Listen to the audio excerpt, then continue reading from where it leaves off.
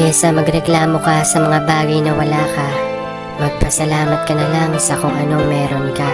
Huwag ka tumingin sa kung ano yung meron yung mga taong nakakasalamuha mo. Oo, madalas mapapatanong ka sa sarili mo, bakit ako walang ganun? Bakit ginagawa ko naman ang lahat pero hindi ko nakukuha yung mga bagay na gusto ko? Lagi naman akong nagdarasal pero hindi naman pinagkakaloob sa akin. Alam mo kung anong sagot yan? Hindi man binibigay ng Panginoon sa atin yung mga hinihiling natin, pero meron siyang binibigay na hindi natin hinihiling. Yung magugulat ka na lang, ba't nangyari yun? Ba't bigla kang sinuwerte sa ganong bagay? Kaya kung ano yung meron ng iba, maging masaya ka. At kung ano yung meron ka ngayon, tanggapin mo ng buong buo sa sarili mo. Dahil nilikha ang mga tao na hindi pare-pareho ang kapal.